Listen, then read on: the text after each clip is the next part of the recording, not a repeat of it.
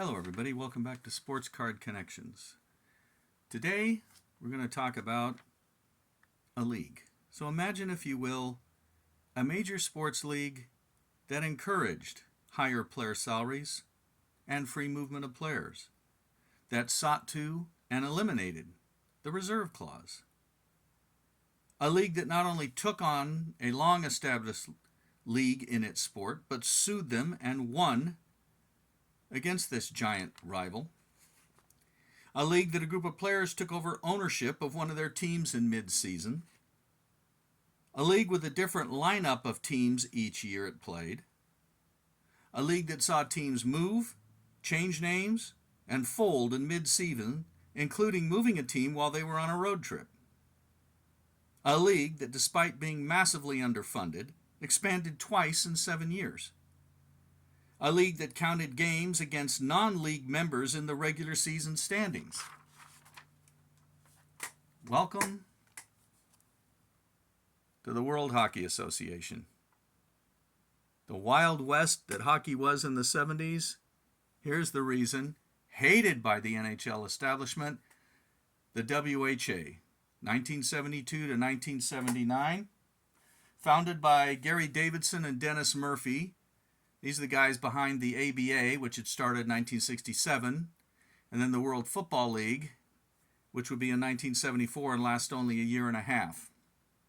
All three of these endeavors suffered from the same problem: underfunded ownership, placing teams in cities where there was a long-established or popular teams already, and then trying to compete on an even, playing field. Didn't work.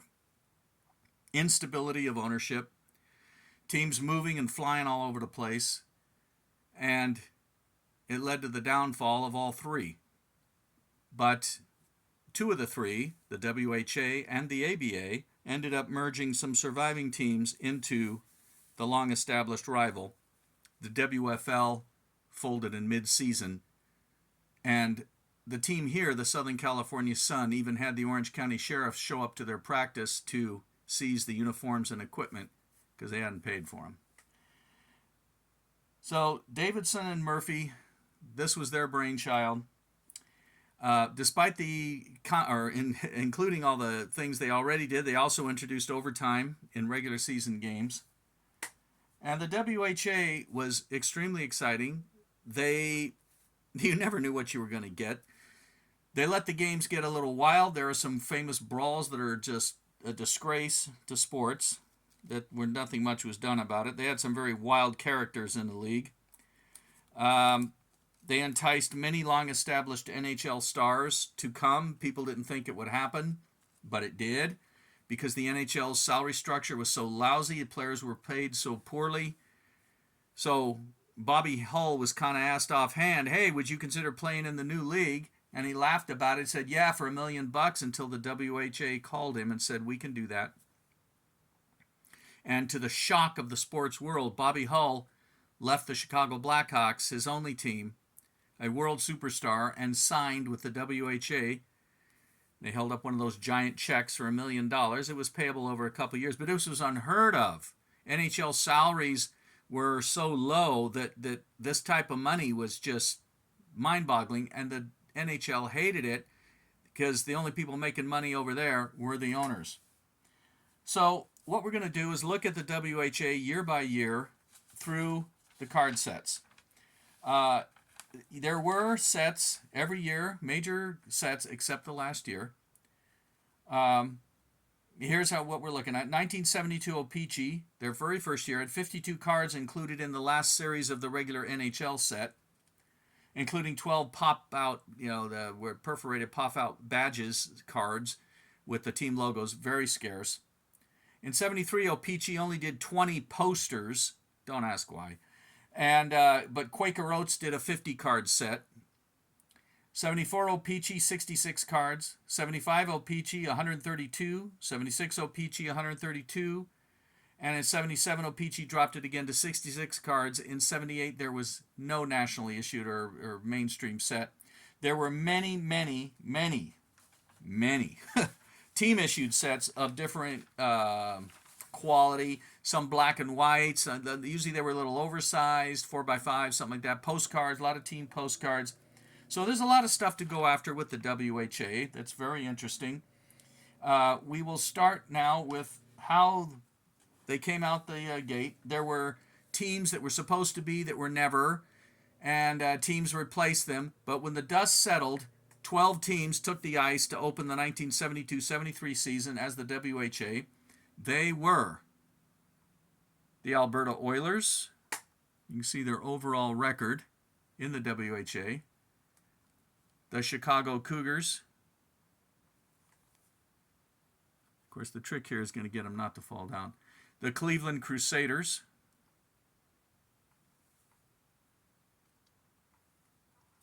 The Houston Aeros.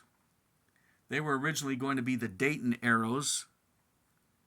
That spelling and everything named after the for the Wright brothers for aeroplane, right? And they were going to be Dayton, Ohio, where the Wright brothers are from, but that didn't work. The Los Angeles Sharks. Murphy, the co-founder, that was his team. The Minnesota Fighting Saints.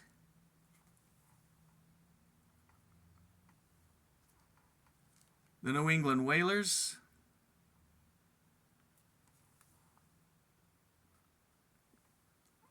The New York Raiders.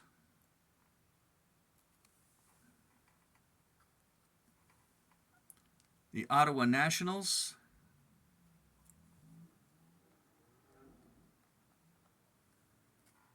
Philadelphia Blazers.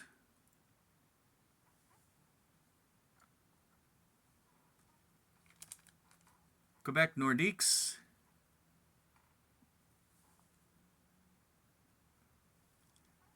And the Winnipeg Jets, the team that signed Bobby Hull.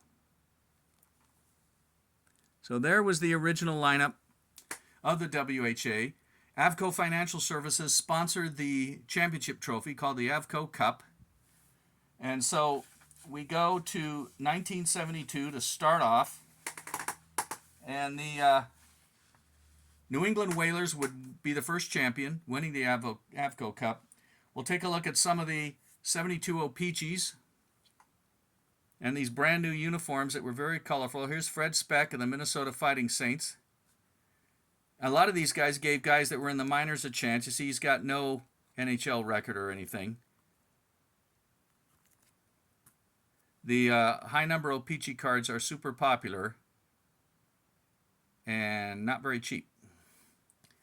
Second long-time NHL star, John McKenzie, jumped from the Boston Bruins to the Philadelphia Blazers, so we get the old airbrushed white uniform.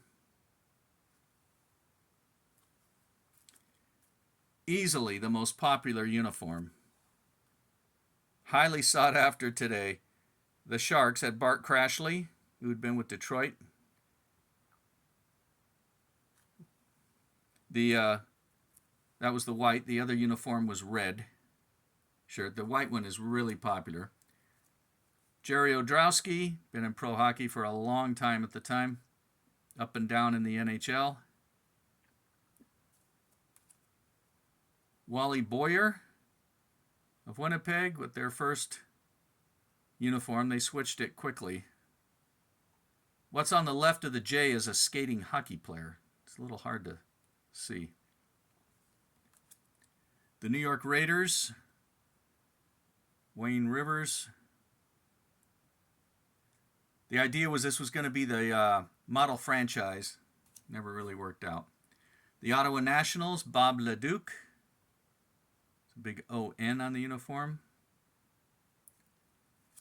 Longtime NHL defenseman Bob Wojtowicz, who lived in Winnipeg, so he wanted to jump and play at home.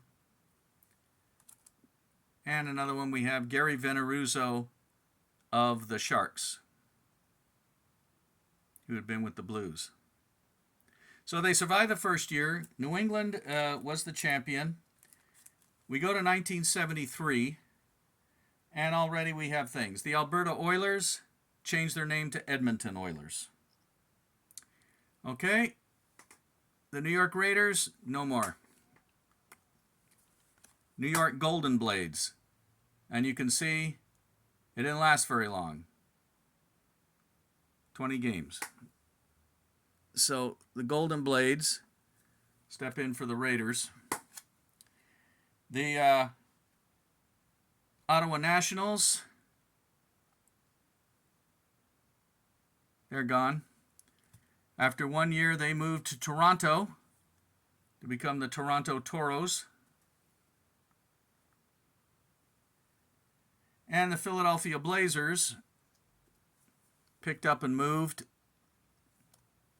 and they moved to Vancouver. Kept the same logo.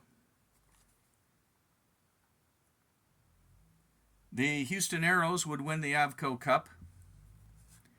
But wait, we're not done moving yet. On November 21st, the New York Golden Blades, gone. Didn't even get their uniforms and equipment. It was repossessed. They moved Cherry Hill, New Jersey, and became the Jersey Knights. And the ice rink they played on was not level. It went uphill. So it was a bizarre situation. So that completed 73 as far as where the teams were, including our first mid-season move. Now, for collectibles, you had the O-Pee-Chee posters, which are going to be way big. Here we go. So there was 20. There's Bruins Hall of Famer Jerry Cheevers, jumped to Cleveland. And there's 20 of these, like I said. And the WHA scored another coup. They got Gordie Howe to come out of retirement to play with his sons in Houston. I don't have that poster. We have Jim Harrison here with the Oilers. Bang. Let's get centered again. This picture they used again in 76 O-Pee-Chee when Harrison was with the Blackhawks. That's an Oilers shot. Now, the Philadelphia Blazers have moved to Vancouver, so they didn't know if they were changing their logo or what, so you get the WHA logo instead of the Blazers logo. Claude Saint-Sauveur actually didn't do much different. They kept the colors and everything, the yellow and red. And then an all-time, this guy's just a great, great player. Marc Tardif of the Sharks, who had jumped from the Montreal Canadiens. And there's Tardif. This picture would be used again in the 77 O-Pee-Chee set because, you know, hey, that's how Top/O-Pee-Chee would operate. So that was a 20-poster O-Pee-Chee set, and then we had the Quaker Oats cards. They came in perforated panels. Here's Jim Cardiff of Vancouver. And on the back, you see up there it says, formerly Philadelphia Blazers. And had good information. There was 50 cards in the set. That's the only one I got. So 73, their second year, you had the Quaker Oats set and the O-Pee-Chee poster set. And we move on to 1974. Now, when you've already had 3 teams move, what the heck? You might as well expand. So that's what they did. But not before we had more movement. The Los Angeles Sharks, they're gone. To Detroit to become the Michigan Stags. Okay. And then we had the Jersey Knights. After their 3/4 of a season, they're gone to San Diego to become the San Diego Mariners. Where, as you can see there, they had actually a winning record. Okay, so now we have the Mariners. And then we added 2 new teams. The Indianapolis Racers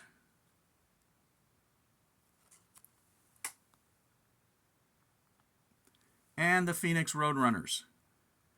So they come in to drive it up to 14 teams. And again, this is such a pattern of way these leagues worked, where the ABA as well, they're moving all the time. And here we go again. On January 18th, the Michigan Stags, former Sharks, folded. But the league stepped in and reactivated the team and moved it to Baltimore to become the Baltimore Blades, and you can see the record there. So there you go with the Blades. So 14 franchises in 74. And the Whalers also began playing in Hartford. They had played in Boston and then West Springfield, Massachusetts. Now they settled in Hartford, where they would stay. January 11th, 75, it would be when they would stay in Hartford for good. So, as I said, the Houston Aeros repeated as champs.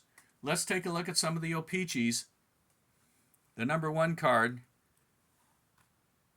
Gordy and his sons, and they didn't give them their individual cards. Ugh, O-Pee-Chee.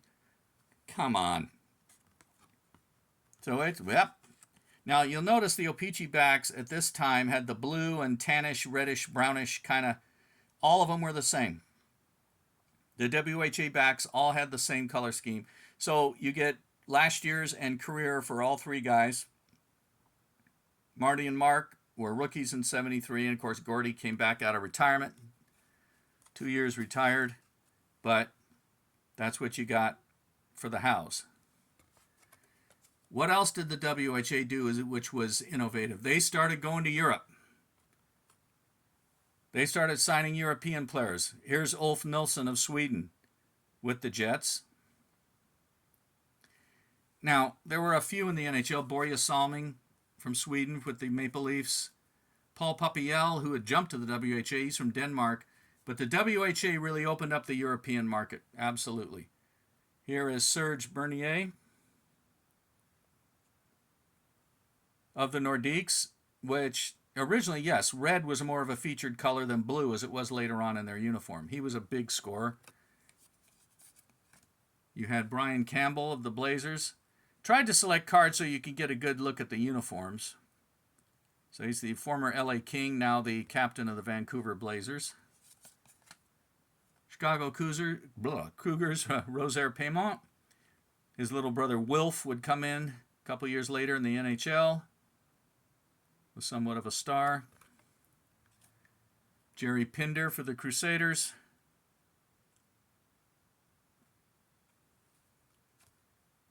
Mike Walton, Minnesota Fighting Saints. The coloring's not, that's really, it kind of looks weird. It's blue and gold. On the card, it can almost look greenish. And you can see Mike Walton put his nickname Shaky in quotes on the facsimile autograph. Mike Walton bounced all over during his career. The brand new Racers came out with this look. There's center Bobby Whitlock.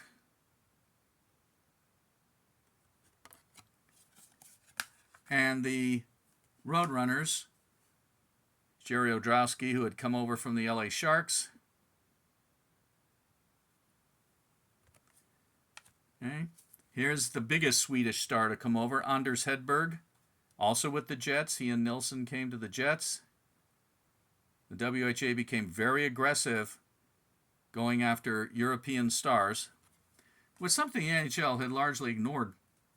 The Nordiques, longtime Montreal defenseman J.C. Tremblay, Jean-Claude with the Nordiques. Mike Pelech, former Maple Leafs defenseman with Vancouver.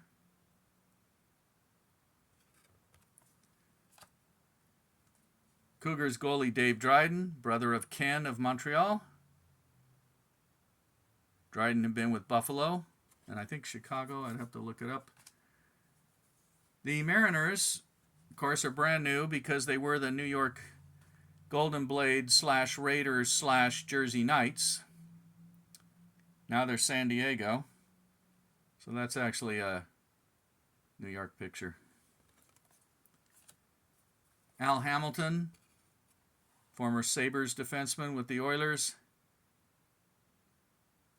Longtime defenseman. John French of the Whalers. Their original uniform had the whales on the shoulders and the elaborate logo. They would switch to the more famous HW later. That was their original look. Another European the Jets signed, Heikki Rihiranta of Finland. And then a former all-star defenseman of the Blackhawks, Pat Stapleton, stayed in town in Chicago with the Cougars. J.P. LeBlanc. The shots aren't real good to see the Michigan Stags uniform, but there it is. It looks yellowy. It's actually red and black. They had kept the Sharks' colors. They basically kept the uniforms, just changed the logo on the front. Then we have Mike Antonovich with a classic 70s hair for the Fighting Saints. Another NHL superstar jumped. Frank Mahovlich, one of Toronto's all-time great players, jumped to the Toros. Immediately was named captain. So these longtime veterans were choosing to take the WHA money to finish instead of sticking in the NHL. Réjean Houle had come over from Montreal to Quebec.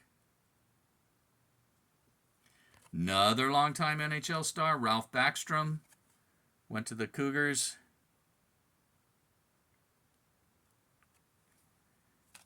This was an international sensation at the time. Václav Nedomansky defected from the Czech national team because he wanted to be free, and the Toronto Toros grabbed him. Because, of course, Czechoslovakia was under the Iron Curtain at the time. So here he came. As you can see, no stats on the back, but he's listed as Europe's all-time scorer and a bunch of others, so he's huge over there. Bobby Hull with Winnipeg. Paul Henderson, former Maple Leaf star, now with Toronto. A trivia answer, Andy Brown of the Racers had been with the Pittsburgh Penguins. Last goalie to play without a mask. Didn't like it.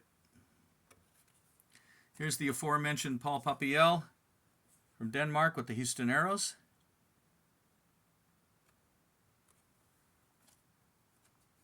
And a lot of the young stars coming up sign like with the WHA, like Réal Cloutier with the Nordiques. On to stay in Quebec. He was a rookie here. He was all of 18 years old.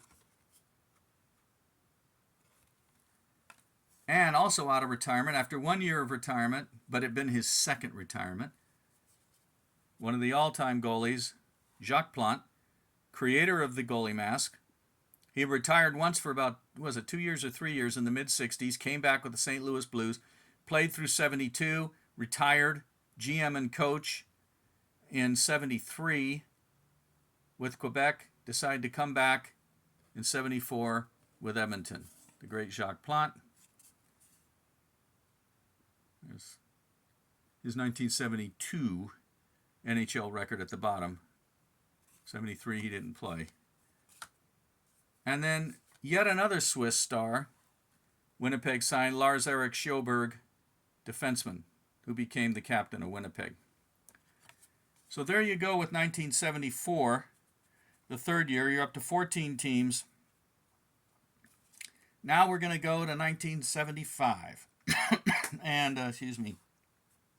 you're going to keep 14 teams. But we're starting to have some real big cracks. In the middle of actually 1974, so before we advance, the Chicago Cougars ownership had kind of failed. So the players had taken over ownership of the Chicago Cougars. And after 1 year, that wasn't viable anymore. And the Cougars were no more. There's their lifetime record, so they're gone. After being two different teams the year before, the former Sharks, Stags, Baltimore Blades, they folded. So you're 2 teams down. Never fear. Here comes expansion. And the WHA decides to, despite things falling apart and around their ears, they bring in the Cincinnati Stingers,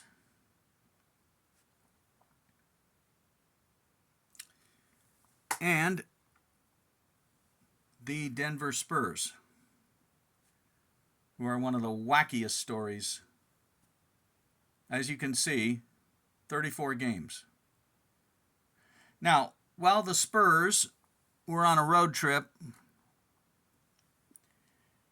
at, I don't know where they were at actually, but On January 2nd, 76, they moved. They were no longer the Denver Spurs. They were now the Ottawa Civics. Okay. They kept the same uniform, took the logo off the front. As you can see, it lasted 7 games. They went 1-6. Of course, they're the one that falls over. And on January 2nd, they became Ottawa. On January 17th, the owner tried to sell them to a group of investors he wanted $1.5 million. He was offered $1 million. He said no, and the Civics folded in mid-season after a total of 41 games in 2 different cities. They're gone. We had the Minnesota Fighting Saints would fold in the middle of the year on February 8th. They were gone. So they lasted part of the year. We had the Vancouver Blazers have moved, and they've become the Calgary Cowboys. There was their logo.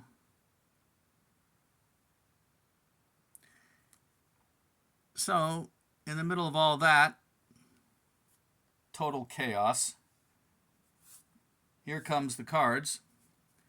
Again, the similar back, same color scheme, the brownish reddish, blackish bluish, dark. So let's take a look. Here's Byron, Baltimore. Now, this is very interesting. The set has Civics in it. The Civics only existed for 15 days. So when did O-Pee-Chee go to press with the 75 WHA set? Well, it must have been January, because they were the Denver Spurs up to January 2nd. There were no more after January 17th. But the Civics are here. So there's Byron, Baltimore. And we had Andre Lacroix with San Diego. He is the WHA's all-time leading scorer, former star player with the Philadelphia Flyers. And finally, as last year, at the age of 46, Jacques Plante.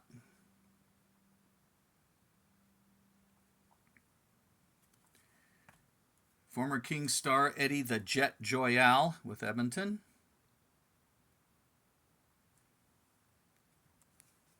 Wayne Rivers, San Diego.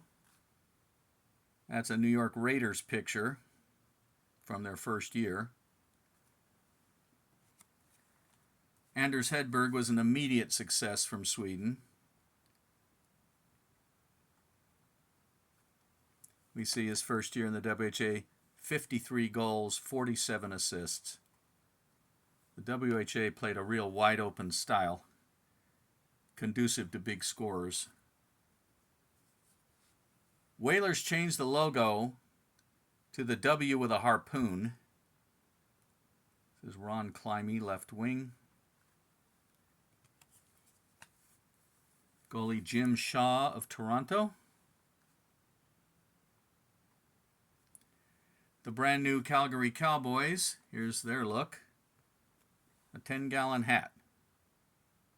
Butch Deadmarsh, former NHL player. They introduced all-star cards in the 75 set.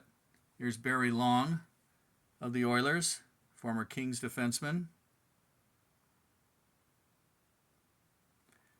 Instead of a puzzle piece like they did a lot of times, they actually had highlights of the player's career and his complete stats on the back if he had an all-star card.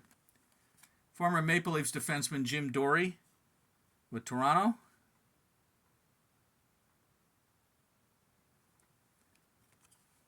And the WHA was also known with a lot of goons. Here's one. Gordie Gallant of the Quebec Nordiques. See, this is when he switched to the blue, emphasizing blue over red. 203 penalty minutes a year before in 66 games. Yeah, he was one of the big tough guys. And we have goalie Gary Kurt of the Phoenix Roadrunners. The Winnipeg Jets would win the Avco Cup. They are the champion. And we move on to 1976. And it gets a little, things are still happening. Okay, the Cleveland Crusaders decide to move. And become one of their old rivals. They are now the new Minnesota Fighting Saints, who folded mid-season the year before. They kept their same logo. That was the little fighting angel guy on the front of the uniform that they had switched to the original Fighting Saints, who had that S as a logo. They also had that. They just changed the colors from blue and gold to red and gold.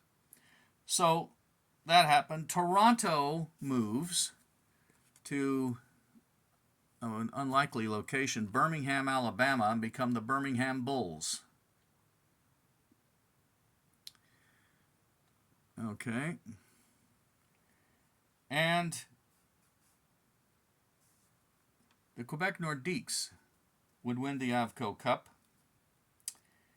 Before we get going with the cards, though, this didn't last too long. The new Fighting Saints, they folded on January 20th, 1977. So they're gone.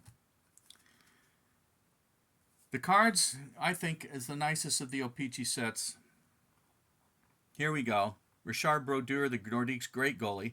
Long career. The Roadrunners changed their uniform to a map of Arizona with the Roadrunner. There's American Robbie Ftorek.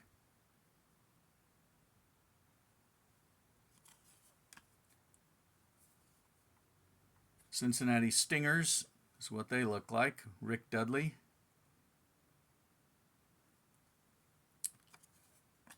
Joe Daly, goalie of the Jets.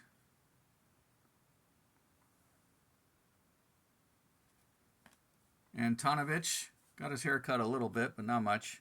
That was the new Fighting Saints look with the red instead of the blue, but only lasted half a year. Wayne Wood, Birmingham goalie. You'll notice the word Toros is removed from the red stripes on the sleeves, where it had been with Toronto. Now they're Birmingham. Former Bruins goalie Ken Broderick with the Oilers. Picture is older because we have the older uniform here for Bruce Landon of the Whalers.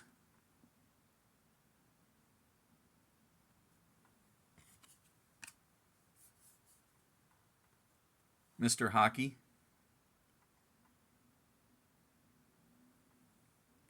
Another Swede coming in, Tommy Bergman, with Winnipeg, that had become the pipeline for Europeans.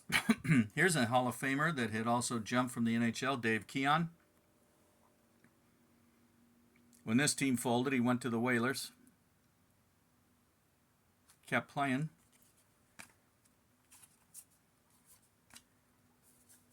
Known more as a coach, but he had a long playing career. Glenn Sather, captain of the Oilers here.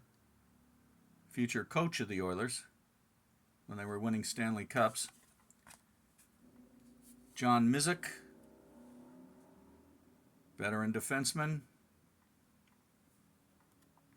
Calgary's white uniform.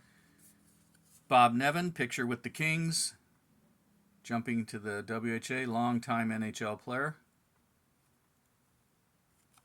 And here's one of the Crusaders who moved to become the new Fighting Saints. So Al McDonough, former NHL player, with the Crusaders picture. We had the Abrahamson brothers come in. Here's Tommy with the Whalers from Sweden. Andre Boudria, former Vancouver Canucks, with the Nordiques. Here's the other Abrahamson, Krister, goalie for the Whalers.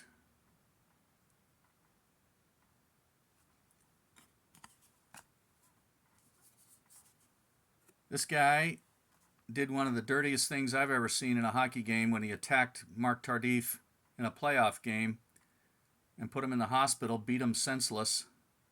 Tardif was just standing against the boards. He had nothing to do with the ruckus going on. Years later, like 30 years later or so, Jodzio came and saw Tardif and apologized. Weird. Another Finnish player, Pekka Radikallio, with Phoenix. Another NHL Hall of Famer finishing up in the WHA would be Norm Ullman, longtime Detroit and Toronto star. We have Don McLeod, goalie for Calgary. And we also have playoff cards added. Dumb black and white shot. But anyways, Winnipeg swept. Was it Houston? Yes, they swept Houston 4 straight to win the Avco Cup. That is Lars-Erik Kjellberg receiving the cup there, second from the right. So that completes 1976.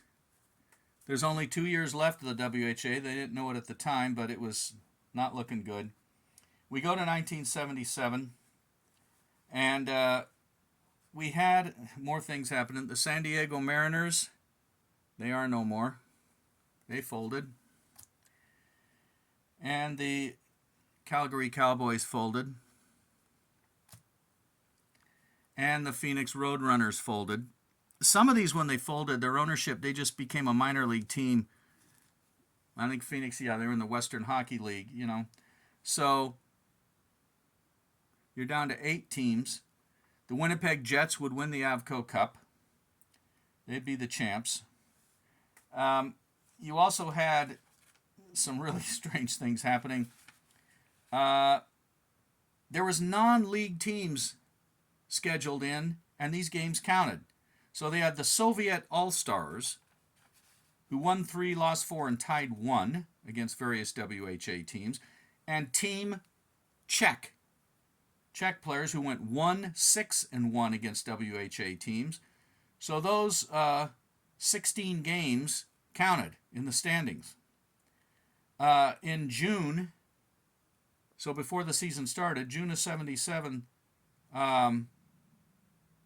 or was it after? No, I've got that wrong. Right after the year, the 2 big Swedish stars who had first signed, well, looking at my dates here, Anders Hedberg and Ulf Nilsson left Winnipeg and they signed with the New York Rangers. In December of 77, there was a first ever trade between the NHL and WHA.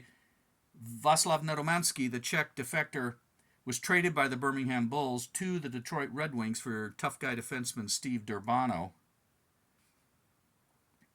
This will be the last card set issued by O-Pee-Chee. It starts off with the famous number 1. Gordie Howe had scored his 1,000th regular season goal between the NHL and the WHA. But of course, he and his 2 sons had left Houston and had signed with New England. So, Howe is number 1, his uniform number. Very popular card. Only 66 cards again in the last WHA year. WHA set. Blaine Stoughton, Cincinnati. Claude Saint-Sauveur, we saw earlier on the poster with the Blazers. Here he is with Indianapolis. Arrows goalie, Wayne Rutledge. Here's the poster picture from 1973, now on a 1977 card with Tardif, now with Nordiques. He'd already been with the Nordiques. They pulled this out of the archives. Andre Lacroix, moving from San Diego, who's now no more, to Houston.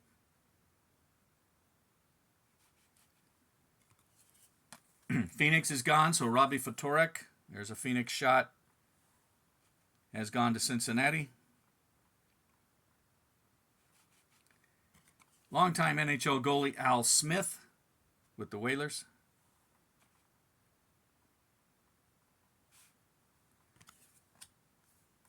Bobby Hull, Another former All-Star defenseman, Paul Schmier of Edmonton. He'd been with Cleveland. He'd been in the NHL. And on his last card, the Big M, Frank Mahovlich, right at the end of his Hall of Fame career. So 77 ended, and more problems. One of the most successful franchises in the WHA, the Houston Aeros. Four division titles, 2 Avco Cups. There's their one-loss record. It's the highest winning percentage of any WHA team. Their owner called it quits. I believe he tried to gain admission to the NHL on his own. They said no. They just, whatever. So he threw in the towel. So you drop to 7 teams. The Winnipeg Jets would win the last Avco Cup. On December 15th, the Indianapolis Racers would fold during the season. So they're gone. When that happened, the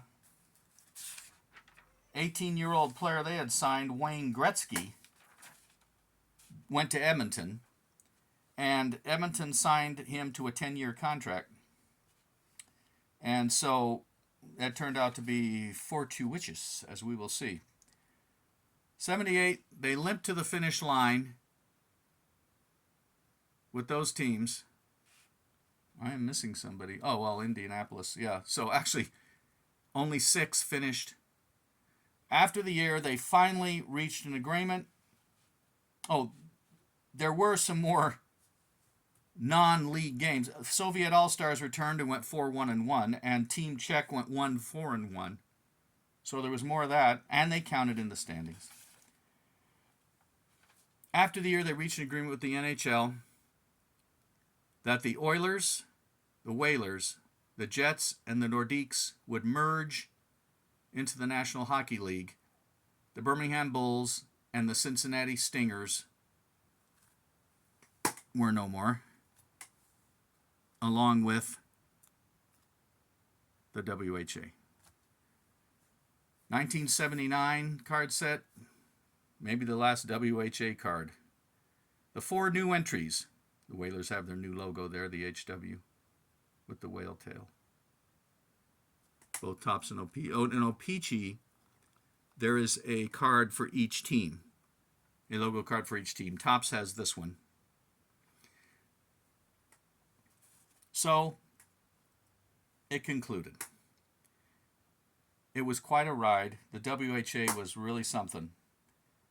So, Birmingham and Cincinnati folded. The NHL really ruined the merger because they didn't call it a merger. They called it expansion, thus saying that if you want to come in, we can take your players, and they made sure to do that. This is why the 10-year contract of Gretzky, he wasn't taken. Nobody wanted it because they thought it was too much, not knowing what he would become. So he didn't get poached from the incoming teams. But like the NHL was making sure these teams, especially Winnipeg, wasn't going to succeed. They stole all their best players. It was disgusting. So, of the original 12 franchises, 7 played all 7 years. There were 28 total team iterations for the 16 total franchises. So, some of them had 3 or 4 versions of the same franchise. There were 4 different champions. 4 teams folded in mid-season. 3 teams moved in mid-season. 4 different teams, as I said, won the championship. Winnipeg won 3 cups. Houston 2. New England 1. Quebec 1. And just to kind of illustrate the quirkiness of the WHA, when New England won the first Avco Cup, the cup wasn't even ready being made yet. They had to hand them at the ceremony when they won the championship the division cup that they had already won because the Avco Cup didn't even exist yet. It was still being made. The WHA was something else. It was very interesting. The card sets are great. The 72 high numbers are hard. The individual team-issued sets, they're all over the place. Some of them are quite pricey, and there's players that appear in those you won't get anywhere else. So that concludes our WHA overview. It was quite an interesting league. The man across the street from me growing up, he was the publicity director for the LA Sharks. He had also been the same for the ABA Los Angeles Stars, formerly Anaheim Amigos, and who became the Utah Stars before they folded. Similar, the ABA was and the WHA, very similar histories. But there's a lot of interesting collectibles. I know there's a tabletop hockey game because the kids across the street had it. I know a lot of guys go after those. But those are the main card sets, and everything else would be team issued. As I said, varying degree of difficulty. Those are your 4 survivors out there. And today, what are they? The Winnipeg Jets. They eventually became the Phoenix Coyotes, then the Arizona Coyotes, and now they're Utah Hockey Club. Quebec Nordiques became the Colorado Avalanche. New England Whalers, who had to change their name to Hartford because of the existence of the Boston Bruins, so the Hartford Whalers, as you see with the new name here, they eventually became the Carolina Hurricanes. So the only WHA team still standing with the same name right there, the Edmonton Oilers. So thanks for watching. That concludes it, and we hope you enjoyed it. See you next time. Bye.